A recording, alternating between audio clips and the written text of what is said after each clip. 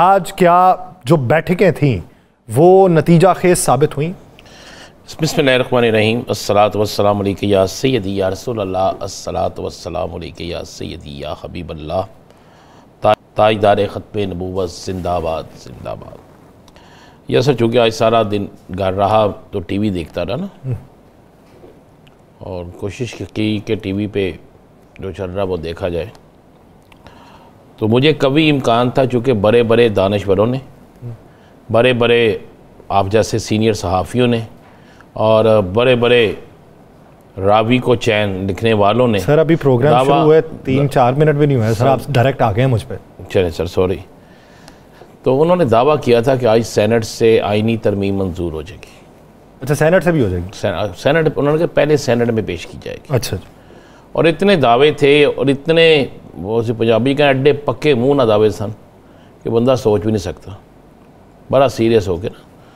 तो दावे थे, फिर कुछ लोगों के ट्वीट भी थे, सारा कुछ था। फिर अचानक ख़बर चली जैमर की और बाकी चीज़ों की, लेकिन फिर जब ये ख़बर चली तकारीर के बाद कि इजलास मुलतवी हो गया, तो मैंने वैसे ही ये एक सहाफ़ी को फ़ोन किया, तजियाकार है। मैंने कहा जी मैं तो आपकी ख़बर पे यकीन बड़ा करता था, तो आपने तो आज ये तरमीम करवानी थी, मेरी तो तबीयत भी ठीक नहीं थी, लेकिन मैंने सोचा कि यार ये को होगा तो रात को प्रोग्राम तो करना है, उसमें कुछ चीज़ें मिल जाएंगी। तो उसने मुझे आगे से कहा कि काम तो यही था, हर चीज़ तो यही थी, लेकिन गिनती का मसला पड़ गया। अच्छा। उसने कहा गिनती का मसला पड़ गया। मैंने कहा अच्छा जी। उसके बाद कबीना का इजलास आपको पता है पहले हुआ, फिर किसी ने कहा मंजूर होगी, किसी ने कहा नहीं हुई। फिर बिलावल साहब की तकरीर भी आपने सुन ली सारी। बिलावल साहब ने काजी फ़ाइज़ जैसा साहब को बड़ा खराज तहसीन पेश किया है, खराज अकीदत पेश किया है। और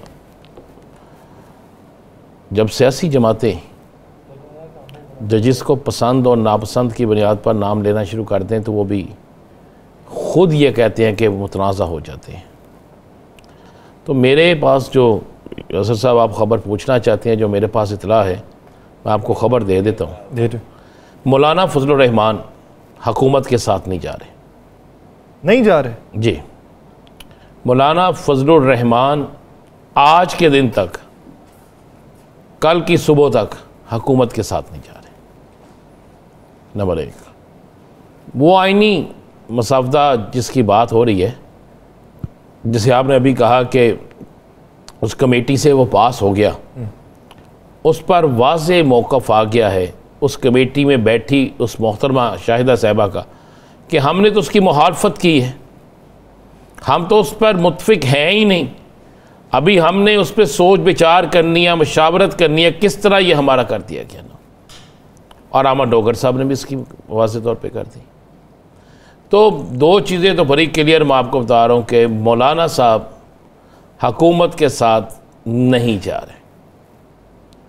आज रात फिर दोबारा कुछ तस्बीह फेरी जाएगी, कुछ लोग तस्बीह फेरने जाएंगे उनके घर, कुछ सुबह जाएंगे, कुछ दोपहर को जाएंगे, कुछ शाम को जाएंगे, ये सारा कुछ तो चलेगा। लेकिन आज जब मैं आपसे बात कर रहा हूँ और कल सुबह जब आप उठेंगे उस वक्त भी आपको ये नज़र आएगा कि मौलाना साहब हुकूमत की तरफ नहीं जा रहे।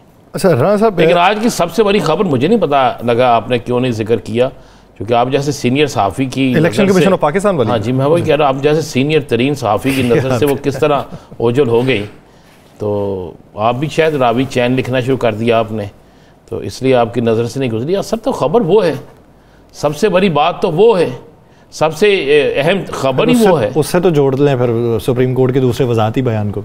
जी, मैं वही अर्ज़ कर रहा हूँ जनाब कि आपको पता है कि इलेक्शन कमीशन ऑफ पाकिस्तान के अंदर से जब खबर भेजी गई ना, और कहा गया कि इसे ज़राए से चला ले, और तमाम सहाफ़ियों को, तमाम ज़िम्मेदारान को एक जैसी खबर भेजी गई, एक भी लफ्ज़ चेंज नहीं किया गया। टिकट्स में अक्सर आप बनाओ टिकट तो चेंज हो जाते हैं ना, लफ्ज़ वाल्व, टिकट भी किसी के चेंज नहीं थे, आप उठा के देख लें ना सारा। तो उस पर मैंने छोटे भाइयों जैसा एक दोस्त है वहाँ पे इस्लामाबाद कोर्ट्स को कवर करता है, मैंने उससे पूछा, मैंने कहा यार फ़ोन करके भाई ये कन्फर्म है सीटें देने लगे हैं?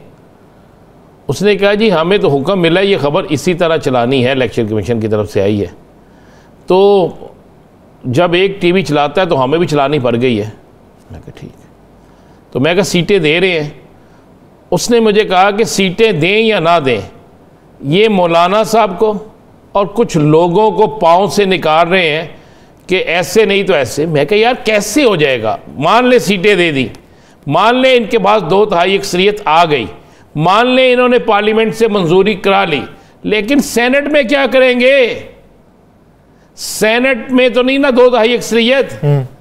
इलेक्शन कमीशन पहले तो सेनेट के इलेक्शन कराएगा KPK के यासिर साहब, उसके बाद ही कोई रिजल्ट निकलेगा ना। अच्छा, उस पर उसने कहा हाँ ये भी है। फिर 10 मिनट नहीं गुजरे, 15 मिनट नहीं गुजरे, थोड़ा ही टाइम गुजरा और वो इलेक्शन कमीशन साहब पर एक बम बनकर गिरा सुप्रीम कोर्ट से, जिसके बाद तो मैं नहीं समझता कि आप मुझे समझा दें, क्योंकि मैं आपकी चीज़ समझ लेता हूँ ज़रा कि किस तरीके से अब इलेक्शन कमीशन जो है उस मामले पर अब इलेक्शन कमीशन किस तरीके से किसी और को नशिस्तें देता है। अगर इलेक्शन कमीशन अब भी कल के दिन या पीर के रोज़ किसी और को नशिस्तें दे देता है और इस फैसले को नहीं मानता, तो फिर पाकिस्तान में आप आइन का भी जनाजा निकलता देखेंगे, बल्कि जनाजा निकल गया आइन का भी पाकिस्तान में, फिर कानून का भी जनाजा निकल गया और पाकिस्तान में फिर जमहूरियत का भी जनाजा निकल गया। राना साहब, क्या मौलाना को अपने अराकीन के बारे में कुछ तशवीश है? गुफ्तगू सुनवाते हैं कामरान मुर्तज़ा साहब ने, जो प्रेस कॉन्फ्रेंस करते हुए, प्रेस कॉन्फ्रेंस से पहले उनको साइड पे ले जाके तंबीह की या उन्हें सिफारिश की कि आप जो है प्रेस कॉन्फ्रेंस में इनका ऐलान कर दें। मौलाना साहब की गुफ्तगू सुनवाई है कि मौलाना साहब को कामरान मुर्तज़ा साहब क्या टेट कर रहे हैं या उनको कामरान मुर्तज़ा साहब टेट कर सकते हैं उन्हें? नहीं, कामरान मुर्तज़ा साहब जो आज आप रावी चैन लिख रहे हैं। राना साहब, आपने सुना कामरान मुर्तज़ा साहब की राय क्या, और राय जो है वो मौलाना फजलुर रहमान साहब को जो दी गई, इसके पीछे के खदशात क्या? भाई इसमें बड़ी सिंपल सी और सादी सी बात है। आज भी उन्होंने कहा कि उनका एक साथी कल से राब्ते में नहीं आ रहा और उन्हें खदशा है कि और भी कोई साथी राब्ते में नहीं आएगा। तो कानून ये कहता है, आइन ये कहता है, और आपका बनाया हुआ कानून जो है जिसे 63A के तहत आपने कहा नाअहली वोट कास्ट होगा, लेकिन उसके बाद उसकी मेंबरशिप हर चीज़ जो है ख़त्म होगी। लेकिन उसकी सूरत ये होती है कि पार्लिमानी लीडर जो है वो अपनी जमात को हदायत जारी करे कि जनाब जमात का ये फ़ैसला है और जमात के इसको वोट डालना है। अगर उस फैसले के बाद कोई किसी और को वोट डालता है तो फिर वो 63A में आता है। अगर जमात ने हदायत ही जारी नहीं की और जमात की तरफ से ना कोई बाई रिटर्न में आया, ना कोई मेल गई, ना किसी टीवी पे ऐलान हुआ, ना किसी जलसे में कहा गया, तो फिर इस सूरत में तो यासर एक ही चीज़ है ना, फिर उन पे होता नहीं। इसलिए वो सारी चीज़ें उन्हें कही गई।